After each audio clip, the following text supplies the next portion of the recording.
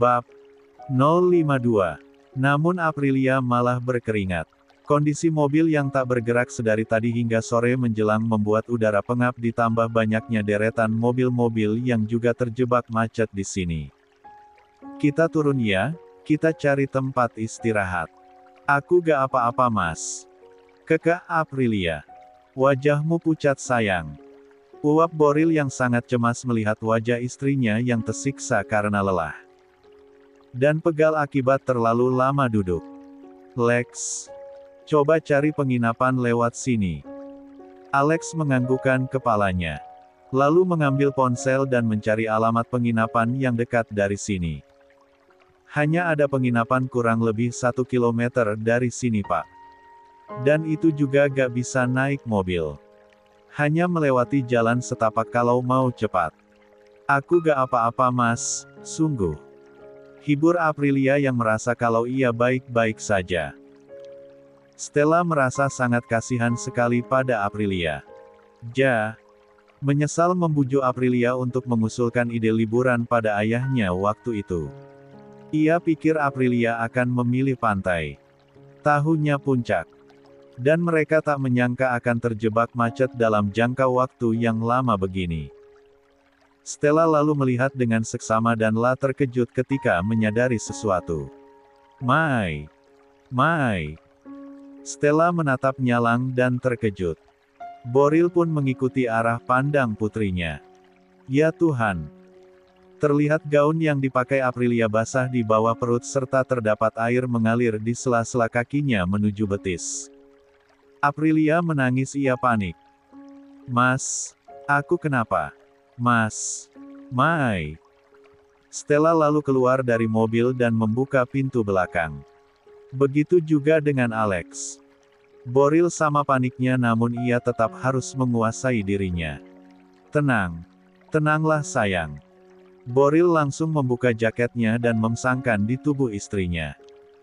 Ia taruh tangan kanan dan kirinya di bahu serta belakang lutut Aprilia untuk menggendongnya.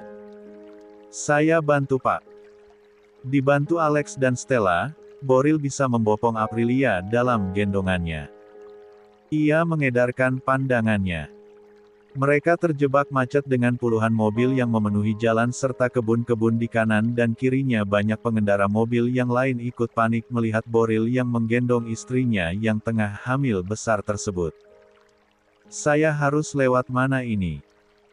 Alex menyalakan ponselnya, sementara Aprilia tengah merintih kesakitan dalam gendongan suaminya.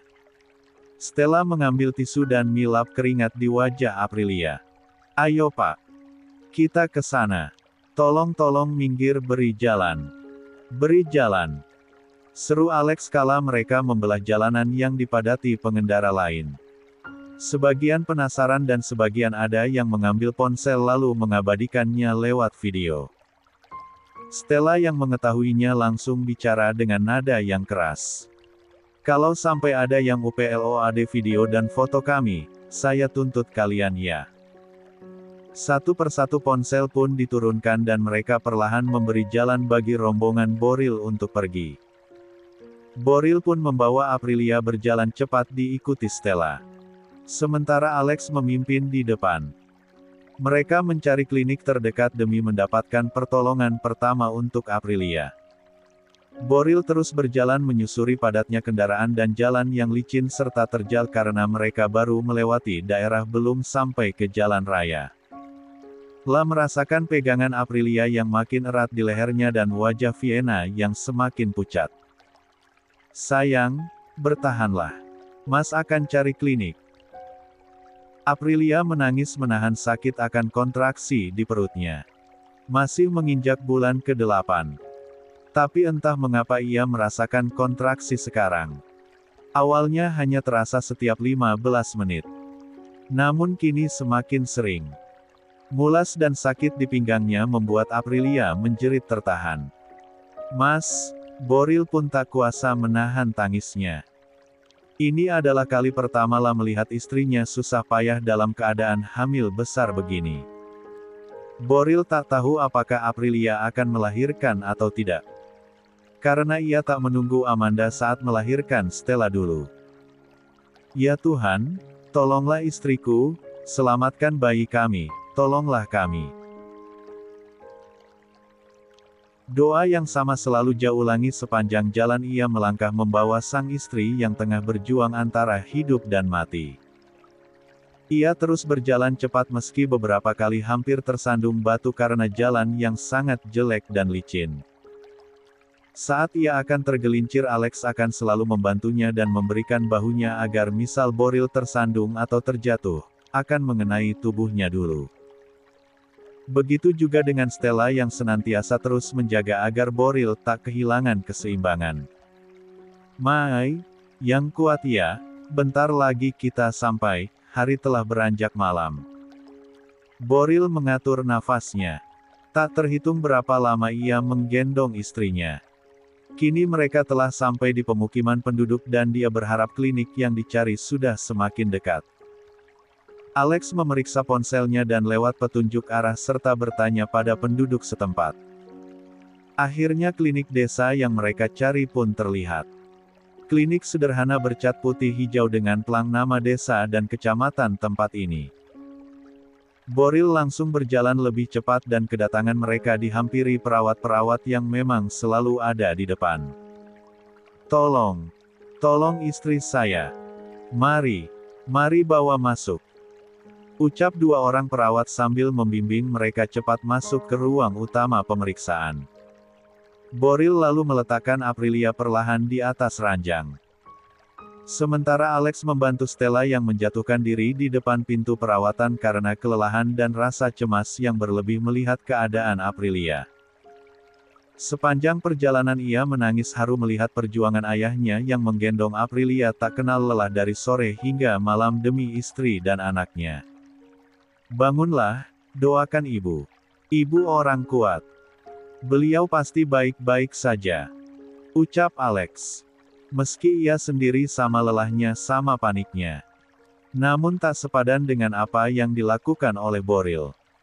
Salah seorang perawat membantu menenangkan Aprilia yang merintih sakit sambil memegangi perutnya. Boril berada di sampingnya. Sambil menunduk dan memegangi tangannya. Sementara yang lain sedang memanggil bidan desa di ruangannya. Sabar sayang, sabarlah. Berdoalah. Andai Aprilia tahu jika keadaan Boril tak lebih baik darinya. Lelah dan tenaganya yang habis tak dipedulikannya. Apa yang dialami istrinya jauh lebih mengkhawatirkan. Boril ingin menangis sekencangnya kalala tak tega melihat Aprilia dengan kepayahan menahan sakit. Aprilia tak bicara lagi hanya menangis dan sesekali memanggil namanya juga ibunya. Nafasnya tersengal dan terputus-putus, berkali-kali Aprilia menjerit tertahan menahan mulas dan nyeri di bagian bawah tubuhnya. Bertahanlah Ma, Papa mohon. Permisi, Alex dan Stella menoleh dan menggeser langkah saat bidan desa datang dengan langkah kaki tergesa. Bidan yang nampak sepuh namun terlihat cekatan itu langsung mengambil sarung tangan karet yang tersedia di mejanya. Pembukaan berapa Lin? 7 Bu. Tanya bidan Dewi pada asistennya, Linda yang sedari tadi membantu Aprilia. Sedangkan Aprilia sudah lemah. Tenaganya habis terbuang sudah. Hingga rasanya menangis pun sudah tak mampu. Sementara Boril terus memegang tangan dan mensapai keningnya sambil melafalkan doa sebatas yang lah mampu. Sangatlah terasa kini. Dalam keadaan orang yang paling dicintainya tengah berjuang antara hidup dan mati, Boril baru sadar ia begitu jauh dengan agama dan Tuhannya. Kata-katanya terbatas. Tak ada yang bisa dipanjatkannya. Penyesalan luar biasa ketika tak pernah belajar bahkan hanya untuk sekedar mampu melantunkan doa. Hanya permohonan ampun dan memohon keselamatan yang bisa ia ucapkan diiringi air matanya yang tak malu menetes. Dibantu istrinya Pak. Boril mengangguk lalu mulai mengikuti instruksi dari bidan Dewi. Kamu pasti kuat sayang. Bisiknya di telinga Aprilia saat sang istri mengejan demi melahirkan buah cinta mereka. Tarik nafas, hembuskan pelan ya. Jangan dipaksa ya Bu. Boleh miring menghadap kiri. Keringat membanjiri tubuhnya. Aprilia merasa jika pandangannya semakin memudar. Rasa sakit dan mulas semakin sering dirasakannya. Dorongan dari dalam perut semakin intens. Namun tak kunjung reda. Berkali-kali Aprilia mengejan sambil memegang erat tangan suaminya. Sementara sang bidan dan asistennya dengan cekatan menginstruksi. Tanpa rasa panik. Demi menjaga kondisi Aprilia agar tetap memiliki semangat meski sebagai sama-sama perempuan mereka tahu apa yang dirasakan saat melahirkan. Bagai 20 tulang patah secara bersamaan. Liana tiba-tiba berhenti saat berjalan. Lah berbalik, merasakan jika sang putri memanggilnya. Dadanya berdebar kencang. Seketika itu ia pegang. Dan rasa cemas serta khawatir, langsung menderanya. Aprilia. Apko yang baru saja masuk ke dalam rumah karena Liana tak kunjung kembali ke warung setelah mengambil sendok yang kurang untuk banyak pembeli malam ini, di luar sana, terkejut melihat istrinya berdiri. Tercengang di tengah rumah. Bu, ada apa? Aprilia Pak. Jawabnya lirih. Sementara Apko mengerutkan keningnya apakah Liana juga merasakan apa yang dia rasa sedari tadi sore kalau ia memikirkan terus Aprilia. Coba tolong hubungi Aprilia Pak. Atau Mas Boril. Kok perasaan ibu, lain? Jangan-jangan Aprilia, melahirkan. Iya Bu. Sebenarnya Visa pun sudah ingin menghubungi mereka sejak tadi sore namun Vital menganggap jika ini hanya perasaannya saja dan pasti Aprilia akan baik-baik saja bersama dengan suaminya namun melihat Liana pun merasakan hal yang sama maka dia pun tidak ragu-ragu untuk menelepon ponsel Aprilia. Ponsel Aprilia berada di dalam mobil dan tentu saja tidak terjadi karena mereka telah pergi. Apko pun menelepon Boril dan ponselnya terhubung. Pada deringan keempat, panggilan pun terjawab. Namun bukan Boril melainkan Stella yang menjawabnya. Dan Liana melihat Apko terkejut dibuatnya. Langsung ia menghampiri Apko. Kenapa Pak? Aprilia kenapa? Mata Apko berkaca-kaca. Aprilia, melahirkan Bu. Liana menutup mulutnya dengan tangan. Benar dugaannya, putrinya melahirkan sekarang. Tangisnya pun pecah. Pak, kita ke sana Pak. Pasti Aprilia butuh ibu. Aprilia pasti butuh ibu Pak, Apko menganggukkan kepalanya. Iya Bu. Kita ke sana. Untuk kesekian kalinya Aprilia mengejan dan rasanya ini sudah sangat menguras tenaga. Laleti sungguh sangat, Boril memegang tangan istrinya yang semakin pucat dan dingin. Mas, kamu kuat sayang. Kamu kuat. Dikit lagi Neng. Sudah kelihatan kepalanya. Sok, tarik napas, buang, sambil dorong dede bayinya. Tarik napas lagi, buang, udah kelihatan ini kepalanya. Ayo Neng cantik, mengejan sekali lagi ya, Terlihat bidan Dewi meminta asistennya bersiap-siap karena rambut bayinya sudah terlihat. Linda membantu memegangi kaki Aprilia yang ditekuk agar tak bergerak saat ia mengejan sekali lagi untuk mendorong bayinya keluar. Sekali lagi Neng, ya, Alhamdulillah. Tangis bayi pun memecah kesunyian malam di klinik bersalin ini. Membuat siapapun yang mendengarnya merasa haru bercampur lega sambil tak lepas mengucap puji syukur. Termasuk Stella dan Alex yang ikut mendengar. Saat menunggu di luar. Nafas Aprilia tak karuan. Memburu dan berusaha ia netralkan kembali. Ia baru saja mengalami peristiwa luar biasa dalam hidupnya. Boril tak berkedip manakala melihat buah hatinya telah lahir ke dunia. Laki-laki, sehat pisan. Ucap bidan Dewi ikut terharu seolah ia pun merasakan sakit dan leganya melahirkan. Suara tangis sang jagoannya Boril masih samar menggetarkan hati siapapun yang mendengarnya. Tubuh ringkihnya terbebat tali pusar yang segera saja Dewi dan Linda potong.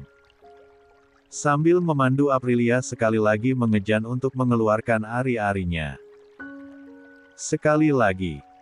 Dan Aprilia menangis haru setelahnya. Begitupun Boril yang langsung menunduk dan mensapai wajah istrinya sambil menangis. Terima kasih. Terima kasih, derajat tercekat di tenggorokan. Boril mendadak bingung harus bicara apa. Terima kasih. Sayang, terima kasih. Aprilia tersenyum. Rasa sakit luar biasa yang tadi dialaminya tiba-tiba saja menghilang digantikan dengan perasaan bahagia tak terlukiskan manakala ia melihat buah hatinya terlahir dengan selamat. Tak mampu satu pun kata terucap dari bibirnya. Keajaiban dan mukjizat dari Tuhan memberikan sebuah kehidupan pada nyawa yang dikandungnya. Selagi Linda merawatnya dan membersihkan sisa-sisa darah di kulitnya, Aprilia melihat bidan Dewi membawa bayinya untuk dibersihkan. Di meja sampingnya, dari sisa-sisa lendir dan air ketuban di tubuh dan mulut serta hidung agar bisa bernafas sendiri. Serta perawatan yang lain yang tak Aprilia mengerti itu apa. Meninggalkan Alex yang berjaga di luar, Stella setengah berlari menuju ayahnya dan Aprilia. Telah melompat dalam pelukan Boril sampai ayahnya hampir terjengkang namun masih tertahan. Boril tertawa kecil dibuatnya. Selamat papa, aku punya adik. Selamat. Boril menepuk punggung Stella berkali-kali. Stella melepaskan pelukannya lalu menunduk dan memeluk Aprilia yang masih terbaring.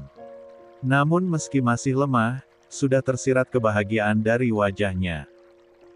Selamat Mai, makasih udah ngasih aku adik laki-laki. Ucapan Stella terjeda. Telah tak sanggup menahan tangisnya. Mai hebat. Mai. Terima kasih. Aprilia tersenyum lalu membalas pelukan sahabat dan anak sambungnya tersebut. Ia bahagia. Sungguh. Meski Liana dan Apko tak di sini, namun Boril mampu menguatkannya. Pandangannya pun bertemu dengan suaminya yang tengah menatapnya penuh cinta. Satu gerakan bibir Boril tanpa suara. Berhasil dimengerti Aprilia. I love you. Aprilia tersenyum. Mengedipkan matanya sekali. Tanda ia menerima ungkapan cinta yang tulus itu. Netra abu-abunya lalu bergerak mengikuti arah bayinya yang meski menangis namun malah membuat Aprilia tersenyum senang. Ekspresi wajah Aprilia yang terlihat seperti anak kecil mendapatkan hadiah, menggelitik perasaan Boril.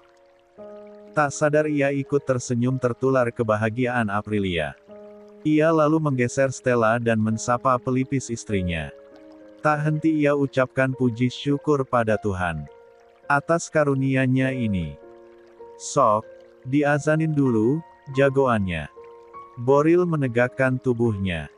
Tak segera mengambil bayinya yang sudah dibungkus selimut lembut yang memang sudah disediakan di klinik. Ia hanya berdiri melihat buah hatinya. Pak, tegur sang bidan lagi. Boril lalu mengangkat perlahan kedua tangannya dengan bergetar dan menerima bayinya yang kini dalam gendongannya.